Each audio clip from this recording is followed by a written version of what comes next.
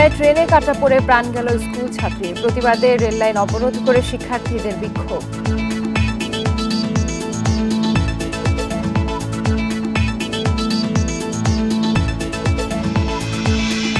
আবারও তাপপ্রবাহে অস্বস্তিকর জনজীবন, বাড়ছে রোগ ব্যাধি। দিনাজপুরের ৩৯ ডিগ্রি তাপমাত্রার রেকর্ড।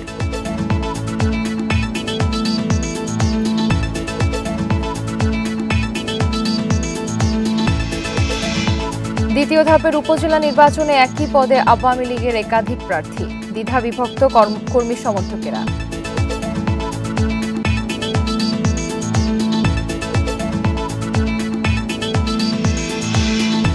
ফারাক্কা বাঁধের বিরূপ প্রভাব পড়েছে পদ্মার জীববৈচিত্র্যে। আয়তন দাঁড়িয়েছে অর্ধেকে, পানির ন্যায্য হিস্সার দাবি।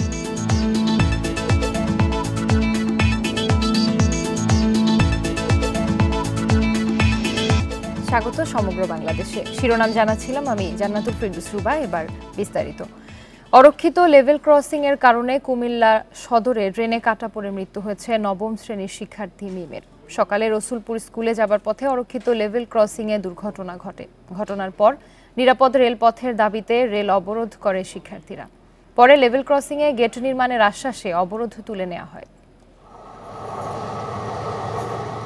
বৃহস্পতিবার সকাল 9:30টায় রসুলপুর বহুমুখী উচ্চ বিদ্যালয় যাবার পথে লেভেল ক্রসিং দিয়ে রেল লাইন পার হচ্ছিলেন মিম আক্তার। এই সময় লাইনে চট্টগ্রামগামী পর্যটক এক্সপ্রেস ট্রেন যাবার পর মিম দ্বিতীয় লাইনে উঠলে ঢাকাগামী চট্টলা এক্সপ্রেস ট্রেনে সে কাটা পড়ে। সহপাঠীর মৃত্যুর খবরে 1 ঘন্টারও বেশি সময় মহানগর প্রভাতী ট্রেন আটকে রেখে বিক্ষোভ করে শিক্ষার্থীরা। সুরক্ষিত লেভেল ক্রসিং এর দাবি জানায় তারা।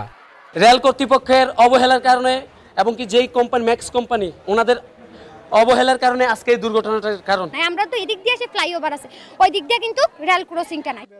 অরক্ষিত লেভেল ক্রসিংকে দুর্ঘটনার কারণ বলে মানছে পুলিশ। আর উপজেলা প্রশাসন জানিয়েছে দুর্ঘটনা ঠেকাতে 15 দিনের মধ্যে লেভেল ক্রসিং এ গেট নির্মাণ ও গেটম্যান দেয়া হবে। স্কুলগামী স্টুডেন্ট রাস্তা ক্রস করার সময় মূলত দুর্ঘটনার শিকার হয়। 2টা ট্রেন ছিল, ওরা বুঝতে পারে নাই যে এখন ট্রেনটা আসছে। লেভেল ক্রসিং না থাকার কারণে মূলত দুর্ঘটনার কারণ। আর জায়গাটা অনেক স্লোপ, টের পাওয়া যায় না যে কোনো ট্রেন আসছে। খুব দ্রুত আমরা এখানে একটা লেভেল ক্রসিং নির্মাণের ব্যবস্থা করব। রেলওয়ে পূর্বাঞ্চলের যিনি ট্রান্সপোর্ট অফিসার আছেন তার সাথে আমার আলাপ হয়েছে, তিনি আশ্বাস দিয়েছেন যতদিন নির্মাণ হবে না ততদিন পর্যন্ত তাদের একজন লোক সেখানে থাকবে। রেলপথ নির্মাণের 1.5 বছর পার হলেও রসুলপুর লেভেল ক্রসিং এতদিন অরক্ষিত ছিল। Independent news. বৃষ্টিতে সাময়িক স্বস্তির পর আবারও তাপপ্রবাহের মুখে সারা দেশ। 8 বিভাগের কোথাও মৃদু, কোথাও তা বইছে মাঝারি মাত্রায়। বাতাসে জলীয় বাষ্প বেশি থাকায় গরমও লাগছে বেশি। শনিবার পর্যন্ত থাকবে এই অবস্থা। তাপমাত্রা উঠতে পারে 40 ডিগ্রি সেলসিয়াসে। বৃষ্টির দেখা মিলতে পারে রোববার। রাজধানীতে পারদ ওঠানামা করছে 36 থেকে 38 ডিগ্রি সেলসিয়াসের মধ্যে। তবে জলীয় বাষ্প বেশি থাকার কারণে গরমের অনুভূতি 40 ডিগ্রির বেশি। ঢাকাসহ দেশের 8 বিভাগেই রয়েছে মৃদু থেকে মাঝারি তাপপ্রবাহের কবলে। এতে আবারও সেই দুঃসহ অবস্থায় পড়েছেন শ্রমজীবীরা। শরীরে সিদ্ধ হয়ে যাচ্ছে, অনেক কিছু প্রেশার পাচ্ছি, কামাই হয় না। রাস্তায় ট্রাফিক জ্যামের কারণে দীর্ঘক্ষণ যখন বসে থাকতে গরমে শরীর নিস্তেজ হয়ে যায়। গরমে অনেকেই 50 টাকার ভাড়া 40 টাকা কয়, আমরা 10 টাকা বেরিয়েছি চাইলে রাগারাগি করে। রাজশাহী, যশোর, চুয়াডাঙ্গা, পাবনা, খুলনায় তাপমাত্রা ছাড়াতে পারে 40 ডিগ্রি সেলসিয়াস। আরও অন্তত 2 দিন এই অবস্থা চলমান থাকবে বলে সতর্ক করেছে আবহাওয়া অফিস। পশ্চিম এবং উত্তর পশ্চিমের যে জেলাগুলো আছে সেই জেলাগুলোতে সাধারণত আমাদের তাপপ্রবাহের প্রবণতা বেশি থাকে, তীব্রতা একটু বেশি থাকে ওই সঙ্গে। বিশেষ করে রংপুর, রাজশাহী এবং খুলনা বিভাগের যশোর, কুষ্টিয়া অঞ্চলে এসব অঞ্চলে তাপমাত্রা প্রবণতা একটু বেশি, প্রখরতা একটু বেশি থাকবে। শনিবার থেকে সিলেট, ময়মনসিংহ বিভাগের 2-1 জায়গায় বৃষ্টির দেখা মিলতে পারে। আর সারা দেশে রোববার থেকে বৃষ্টি শুরু হয়ে থেমে থেমে চলতে পারে 3-4 দিন। 19, 20, 21, 22 পর্যন্ত মোটামুটি দেশে বিক্ষিপ্তভাবে, বিচ্ছিন্নভাবে বিভিন্ন অংশে বৃষ্টিপাত থাকবে। সাধারণত এমনি নিরবচ্ছিন্নভাবে বৃষ্টিপাত হয় না। এখন সাধারণত বৃষ্টি যখন হয় সাথে বাতাস হয়ে থাকে, অর্থাৎ দমকা বাতাস বা ঝড়ো বাতাস, সেই সাথে কালবৈশাখীর বাতাস আমরা যা বলে থাকি, এবং বজ্রপাত সহ হয়ে থাকে। চলতি মাসের 23 ও 24 তারিখে বঙ্গোপসাগরে একটি লঘুচাপ সৃষ্টির তথ্যও দিচ্ছে আবহাওয়া অফিস। বন ইবনে কামাল, ইন্ডিপেন্ডেন্ট নিউজ, ঢাকা। আবারও তাপপ্রবাহের ভোগান্তি নেমে এসেছে জনজীবনে। তীব্র গরমের কারণে কঠিন হয়ে গেছে ঘরে বাইরের কাজকর্ম, কমেছে শ্রমজীবী মানুষের আয় রোজগার। অস্বস্তিকর আবহাওয়ায় ব্যাহত হচ্ছে স্বাভাবিক জীবনযাত্রাও। কয়েকদিন ধরে মৃদু তাপপ্রবাহ বইছে চুয়াডাঙ্গা মেহেরপুরে। বেলা বাড়ার সঙ্গে প্রচণ্ড রোদে অসহনীয় পর্যায়ে পৌঁছেছে তাপমাত্রা। জীবিকার প্রয়োজনে যারা ঘরের বাইরে বের হচ্ছেন তাদের পড়তে হচ্ছে গরমের অস্বস্তিতে। কিছুটা স্বস্তির আশায় খুঁজে নিচ্ছেন গাছের ছায়া। তীব্র গরম পড়ছে, প্রচণ্ড গরমে শরীর ঘামছে। বিশেষ করে বাড়িতে আমাদের যে বাচ্চাগুলো আছে তাদের শরীর ঘেমে যাচ্ছে, পাখা দিয়ে বাতাস করছে, তারপরেও ঘামছে। এই গরমে কি করবো, এই গরমে তো ভাড়া মারা যায় না, খুব পরিশ্রম করতে হচ্ছে, এখন পেটের দায়ে আসতে হয়। রাজশাহী সহ উত্তরাঞ্চলে বইছে মৃদু থেকে মাঝারি তাপপ্রবাহ। প্রচণ্ড গরমের কারণে কমেছে রাস্তায় মানুষের চলাচল। পাবনায় 3 দিন ধরে তাপমাত্রা 37 ডিগ্রি সেলসিয়াসের ওপরে। বুধবার দিনাজপুরে দেশের সর্বোচ্চ তাপমাত্রা রেকর্ড করা হয় 39 ডিগ্রি সেলসিয়াস। তারা রোদের মধ্যে কাজ করা মুশকিল হয়ে গেছে, আমরা হাফ বেলাও কাজ করতে পারতেছি না। দেখে মনে হচ্ছে যে তাপমাত্রা 40+ এরকম। আর এই গরমে অসহ গরমে চলাফেরা বাচ্চাদের নিয়ে প্রচণ্ড সমস্যা, মাঠে যাওয়া যাচ্ছে না, প্রচণ্ড গরম। এদিকে গরমের কারণে হাসপাতালে রোগী বেড়েছে কুষ্টিয়ার নাটোর, নওগাঁয়। ডায়রিয়া সহ নানা রোগে আক্রান্ত হচ্ছে শিশু, বৃদ্ধ সহ নানা বয়সী মানুষ। সোহেলি জাহান, ইন্ডিপেন্ডেন্ট নিউজ। দ্বিতীয় ধাপের উপজেলা নির্বাচনে প্রতীক বরাদ্দের পর পুরো দমে চলছে প্রচার প্রচারণা। দলীয় প্রতীকে মনোনয়ন না হলেও প্রার্থীদের মধ্যে আওয়ামী লীগের নেতারাই সংখ্যায় বেশি। একে অপরের বিরুদ্ধে নানা অভিযোগ তাদের। ভোটারদের কাছে এলাকার উন্নয়নের প্রতিশ্রুতি নিয়ে ছুটছেন তারা। এদিকে বিএনপি দলীয়ভাবে নির্বাচন বর্জন করলেও যোগ্য প্রার্থী দাবি করে বেশ কয়েকজন নেতা আছেন ভোটের মাঠে। দ্বিতীয় ধাপের উপজেলা নির্বাচন ঘিরে পোস্টার ফেস্টুনে ছেয়ে গেছে বিভিন্ন এলাকা। সকাল থেকে রাত পর্যন্ত চলছে প্রার্থীদের প্রচার প্রচারণা। লক্ষ্মীপুরের রায়পুর ও রামগঞ্জ উপজেলায় ভোট 21 মে। রায়পুরে চেয়ারম্যান প্রার্থী হয়েছেন সংসদ সদস্যের ভগ্নিপতি উপজেলা আওয়ামী লীগের সভাপতি মামুনুর রশিদ। এমপি নুরুদ্দিন চৌধুরী নয়নের সমর্থকদের বিরুদ্ধে ভয়ভীতি দেখানোর অভিযোগ করেছেন আরেক প্রার্থী আলতাফ হোসেন হাওলাদার। এদিকে রামগঞ্জে প্রার্থী হয়েছেন জেলা পরিষদ চেয়ারম্যানের ছেলে ইমতিয়াজ আরাফাত। আজকে দলীয় কথা বলে তাদেরকে ভয়ভীতি দেখিয়ে মানুষের পক্ষে কাজ করানোর জন্য তার সর্বোচ্চ চেষ্টা সে চালিয়ে যাচ্ছে। কোনো ধরনের অভিযোগ আমার কাছে সত্য না, এগুলো সব বিরোধিতার স্বার্থে বিরোধিতা করা। আমার বিরুদ্ধে কোনো ধরনের অভিযোগ প্রমাণও করতে পারবে না। সুনামগঞ্জের ধর্মপাশা, তাহিরপুর, বিশ্বম্ভরপুর ও জামালগঞ্জে ত্রিমুখী লড়াইয়ের আভাস মিলছে। প্রার্থীরা বেশিরভাগই আওয়ামী লীগের নেতা। আচরণবিধি লঙ্ঘন সহ একে অপরের বিরুদ্ধে রয়েছে নানান অভিযোগ। প্রকাশ্যে সিল মেরেছেন, এরকম সংখ্যা তো এখন পর্যন্ত উড়িয়ে দেওয়া যায় না। তারপরেও আমি সচেষ্ট আছি। মুক্তিযোদ্ধা সন্তান কমান্ড সহ তারা সকলেই আমাদের সাথে আছেন, আমার সাথে কাজ করছেন। নির্বাচনে প্রার্থী হয়েছেন বেশ কয়েকজন বিএনপি নেতা। জয়ের ব্যাপারে আশাবাদী জানিয়ে তারা বলছেন ভোটাররা চায় বলেই স্বতন্ত্রভাবে নির্বাচনে এসেছেন তারা। ইনশাল্লাহ আমার সর্বস্তরের জনগণ আমার সাথে আছে। পটুয়াখালীর বাউফল, দশমিনা ও গলাচিপা উপজেলার অধিকাংশ প্রার্থী আওয়ামী লীগের নেতা। নির্বাচন অবাধ, সুষ্ঠু ও নিরপেক্ষ করতে সব প্রস্তুতির কথা জানালেন নির্বাচন কর্মকর্তা। নির্বাচন যাতে অবাধ হয় সেই জন্য আমরা ব্যবস্থা অব্যাহত রাখব এবং প্রতিটি উপজেলায় ভোটারদের স্বতঃস্ফূর্ত অংশগ্রহণের মাধ্যমে নির্বাচন অবাধ, সুষ্ঠু এবং নিরপেক্ষ হবে। আগামী 21 মে দ্বিতীয় ধাপে ভোট গ্রহণ অনুষ্ঠিত হবে 157টি উপজেলায়। সোহেলি জাহান, ইন্ডিপেন্ডেন্ট নিউজ। নারায়ণগঞ্জের রূপগঞ্জ উপজেলা পরিষদের চেয়ারম্যান পদে সেলিম প্রধানের প্রার্থিতা আপিল বিভাগেও বাতিল। একই সঙ্গে আদালতের সময় নষ্ট করায় তাকে জরিমানা গুনতে হচ্ছে 10,000 টাকা। সকালে প্রধান বিচারপতি ওবায়দুল হাসানের নেতৃত্বে 8 সদস্যের পূর্ণাঙ্গ আপিল বেঞ্চ এই আদেশ দেন। ক্যাসিনো কাণ্ডে আলোচিত এবং অবৈধ সম্পদ অর্জন ও অর্থ পাচারে সাজাপ্রাপ্ত সেলিম প্রধানের প্রার্থিতা রিটার্নিং কর্মকর্তা ও নির্বাচনী আপিলেও বাতিল হয়েছিল। পরে হাইকোর্টে তা ফিরে পান তিনি। তবে চেম্বার আদালত হাইকোর্টের আদেশ স্থগিত করলে আবারও প্রার্থিতা হারান সেলিম। ক্যাসিনো বিরোধী অভিযান চলাকালে 2019 সালে তার বাসা ও অফিসে অভিযান চালিয়ে দেশি বিদেশি মুদ্রা জব্দ করে আইনশৃঙ্খলা বাহিনী।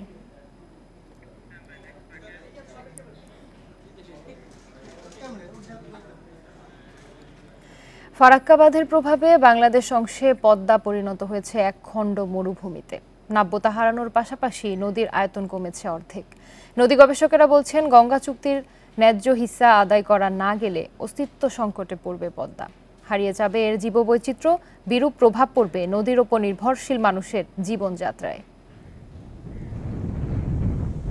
বাংলাদেশ ভাটিতে হওয়ায় উজানের পানি নিয়ন্ত্রণের প্রায় পুরোটাই ভারতের হাতে, যার মধ্যে পশ্চিমে ফারাক্কা বাঁধের প্রভাবে এখন মৃতপ্রায় পদ্মা ও এর বিভিন্ন শাখা নদী।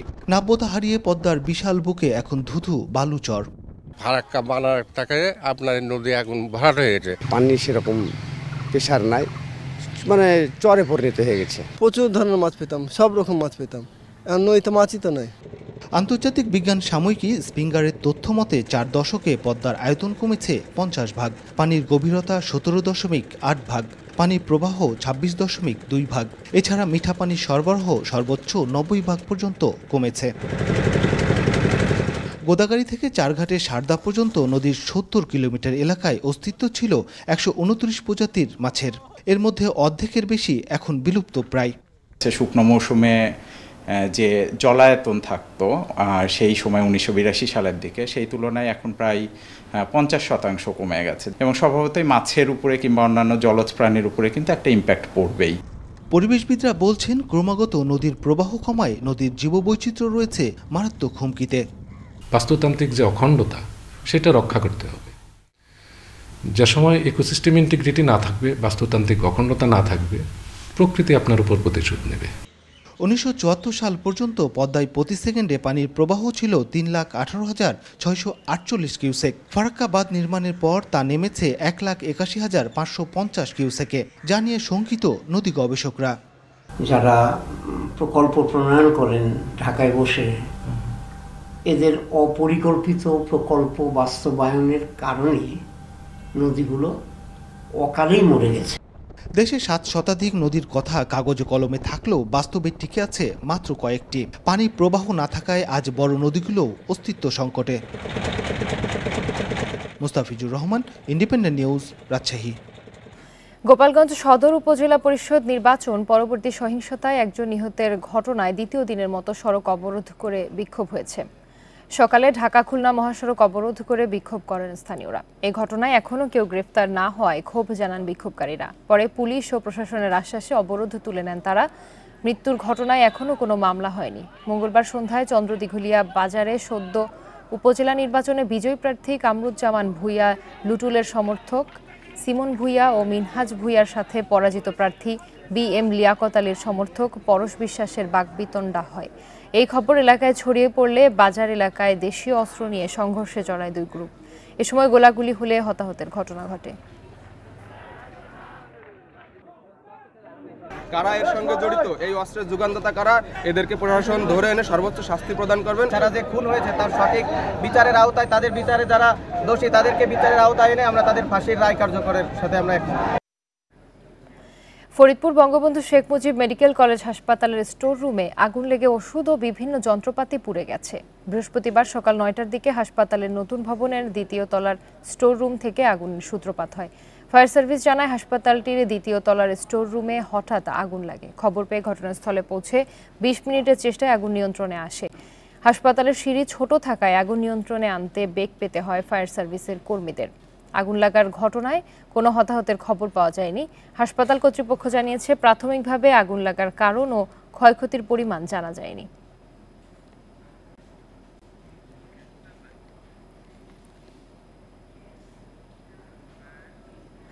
গাজীপুরের ভোগড়ায় আগুনে পুড়ে গেছে 3 শ্রমিক কলোনির অর্ধশতাধিক ঘর, তবে কোনো হতাহতের ঘটনা ঘটেনি। মধ্যরাতে পেয়ারাবাগান গরুকাটা ব্রিজ এলাকায় এই ঘটনা ঘটে। ফায়ার সার্ভিস জানায় রাত 3টার দিকে গাজীপুর সিটি কর্পোরেশনের ভোগড়া পেয়ারাবাগান এলাকায় শ্রমিক কলোনিতে আগুন লাগে। খবর পেয়ে ফায়ার সার্ভিসের 5টি ইউনিট ঘটনাস্থলে গিয়ে আগুন নিয়ন্ত্রণের কাজ শুরু করে। প্রায় 1 ঘন্টা পর নিয়ন্ত্রণে আসে আগুন। এর মধ্যে পুড়ে যায় 3 কলোনির টিন শেডের অর্ধশতাধিক ঘর। বৈদ্যুতিক শর্ট সার্কিট আগুনের সূত্রপাত বলে প্রাথমিকভাবে ধারণা ফায়ার সার্ভিসের।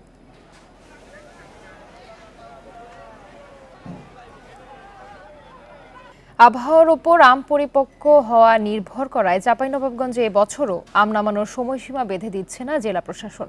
জেলা প্রশাসকের সম্মেলন কক্ষে ম্যাঙ্গো ক্যালেন্ডার প্রণয়ন ও নিরাপদ আম উৎপাদন বিপণন বিষয়ক সভায় এ সিদ্ধান্ত নেওয়া হয়। জেলা প্রশাসক জানান, আম চাষি, ব্যবসায়ী ও বৈজ্ঞানিক কর্মকর্তাদের মতামতের ভিত্তিতে আম ক্যালেন্ডার না দেওয়ার সিদ্ধান্ত নেওয়া হয়েছে। আম যখন পরিপক্ক হবে তখনই তা নামিয়ে বাজারজাত করতে হবে।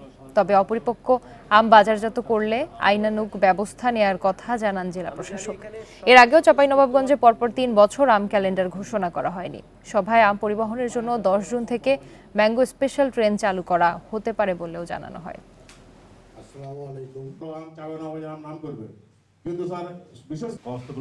চাঁপাইনবাবগঞ্জে এবারও কোনো আমের নির্ধারিত কোনো ডেট থাকছে না, শুধু আম পরিপক্ক হলেই কৃষক সেই আমটি ভোগের জন্য বা ইয়ার জন্য বাজারে আনার জন্য বিক্রির জন্য এটি প্রস্তুত করবেন এবং আম তখন পারা হবে।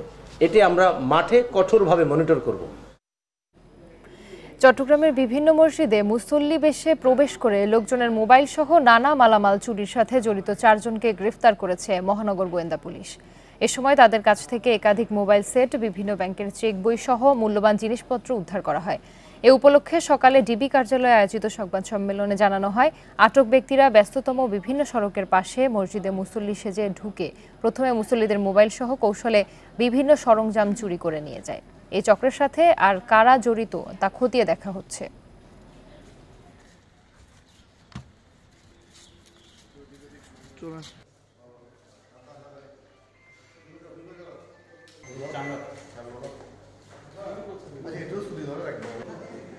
মসজিদ ভিত্তিক একটি চোরচক্র সন্ধান পায় এবং তাদেরকে গ্রেফতার করি। তাদের 4 জন সদস্যকে গ্রেফতার করতে সমর্থ হয়, যারা মসজিদের নামাজরত ব্যক্তিদের পাশে বসে তাদের গুরুত্বপূর্ণ ডকুমেন্ট নিয়ে যায়। মালামাল এভাবে চুরি করতেছে এবং এই ব্যক্তিদের কাছে চাঁদা দাবি করে পরবর্তীতে ফেরত দিচ্ছে বিভিন্ন মাধ্যমে। খোলা ম্যানহোল ও স্ল্যাববিহীন নালায় পড়ে চট্টগ্রামে একাধিক মৃত্যুর ঘটনায় টনকটনানি সংশ্লিষ্ট প্রশাসনের। নালায় পড়ে মৃত্যুর ঘটনা ঘটলে কয়েকদিন তোড়জোড় করতে দেখা যায় সিটি কর্পোরেশনকে, এরপর আবার সব আগের মতোই। বর্তমানে চট্টগ্রাম নগরের বিভিন্ন এলাকায় ঢাকনাবিহীন ম্যানহোল ও ভাঙা স্ল্যাবের অনেক নালা ঝুঁকিপূর্ণভাবে আছে, যেসবে প্রায় দুর্ঘটনার শিকার হচ্ছেন পথচারীরা। সামনের বর্ষা মৌসুমে ভয়াবহ হয়ে উঠতে পারে সব নালা। 2021 সালের 25 আগস্ট চট্টগ্রামের মুরাদপুরের এই নালায় পা পিছলে পড়ে নিখোঁজ হন তরকারি বিক্রেতা সালেহ আহমদ। আজ অবধি মেলেনি তার হদিস। এর আগে নগরীর চশমাহিলে সিএনজি অটোরিকশা নালায় পড়ে মারা যান 2 জন।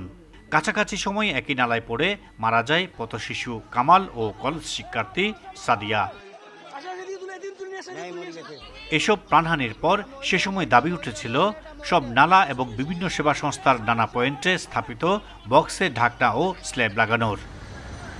কিছুদিন তোড়জোড় দেখা গেলেও পরে তা থেকে সরে আসে সবাই। নগরীর স্টেশন রোড, নাসিরাবাদ, ভদ্রারহাট সহ নানা জায়গায় প্রায় চোখে পড়ে স্ল্যাববিহীন এসব নালা, যেখানে প্রতিনিয়ত ঘটছে দুর্ঘটনা।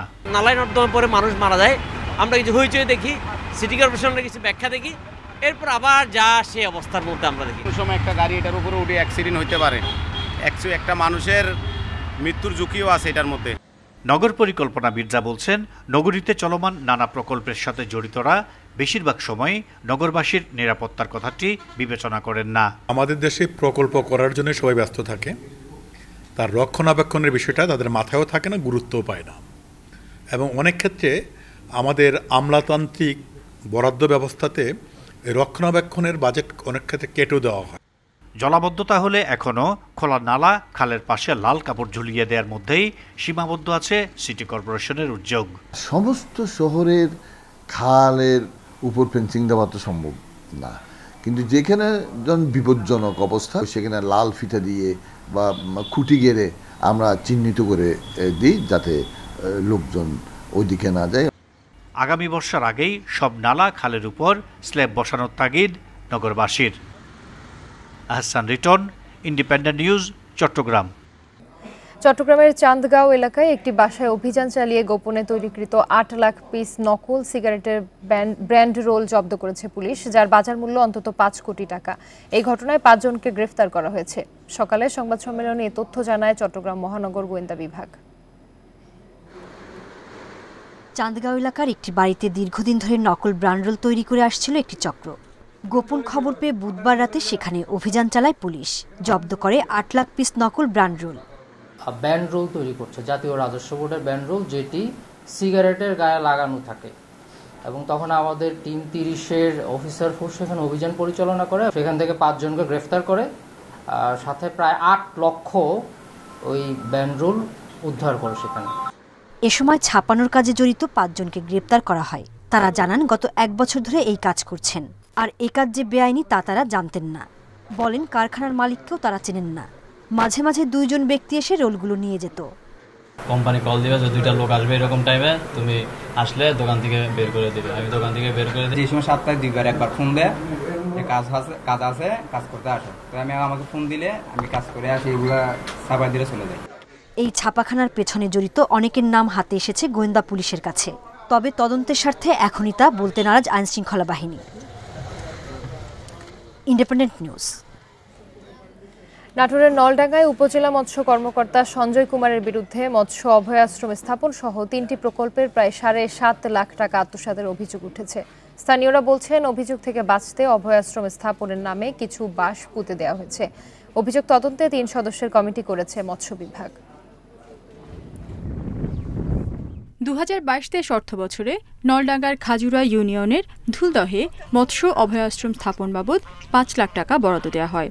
এ বাবদ অর্থ উত্তোলন হলেও কয়েকটি পিলার ও বাঁশের খুঁটি ছাড়া অভয়াশ্রমের আর কোনো কাজের চিহ্ন নেই। এলাকাবাসীর দাবি, উপজেলা মৎস্য কর্মকর্তা সঞ্জয় কুমারের কাছে 2 বছর আগে বরাদ্দ এলেও অভয়াশ্রমের কোনো কাজ হয়নি। এ নিয়ে অভিযোগ দেওয়ার পর তড়িঘড়ি করে এরিয়া পিলার হিসেবে কয়েকটি সিমেন্টের পিলার ও বাঁশ পোতা হয়েছে। এই অভয়াশ্রমের বাঁশ মাত্র 2-3 সপ্তাহ হচ্ছে পুঁতিছে।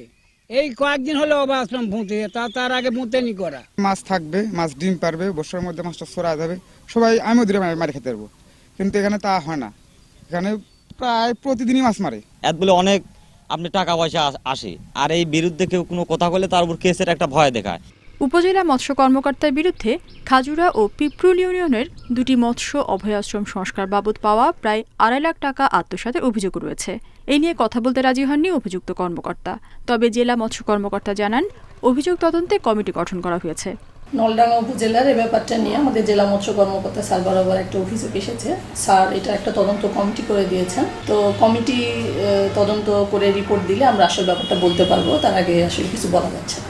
দোষী ব্যক্তির বিরুদ্ধে ব্যবস্থা নেওয়ার পাশাপাশি বরাদ্দকৃত অর্থের সঠিক ব্যবহার নিশ্চিতের দাবি স্থানীয়দের।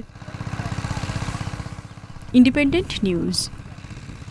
চাকরি স্থায়ীকরণ স্থগিতের প্রতিবাদে বিক্ষোভ সমাবেশ করেছেন ঝিনাইদহের মোবারকগঞ্জ সুগার মিলের শ্রমিক কর্মচারীরা। সকালে কারখানার প্রধান ফটকের সামনে কর্মবিরতি পালন করেন তারা। এ সময় তারা বলেন 8 থেকে 10 বছর ধরে মোবারকগঞ্জ সুগার মিলের শ্রমিক কর্মচারীরা মৌসুম ভিত্তিক কাজ করে যাচ্ছেন। অভিজ্ঞ শ্রমিকদের স্থায়ীকরণের জন্য বুধবার নিয়োগ পরীক্ষা অনুষ্ঠিত হয়, তবে বিকেলে সেই নিয়োগ স্থগিতের আদেশ দেয় শিল্প মন্ত্রণালয়। এতে অর্ধশত শ্রমিকের নিয়োগ স্থগিত হয়ে পড়ে। ঈদুল আজহার আগে এই স্থগিতাদেশ প্রত্যাহার না করলে কঠোর কর্মসূচির হুঁশিয়ারি দেন আন্দোলনকারীরা। এই ছিল আজকের সমগ্র বাংলাদেশের আয়োজনে। ইন্ডিপেন্ডেন্ট টেলিভিশনের সব খবর বিস্তারিত জানতে চোখ রাখুন ফেসবুক, ইউটিউব ও এক্সে। এতক্ষণ সাথে থাকার জন্য সবাইকে ধন্যবাদ।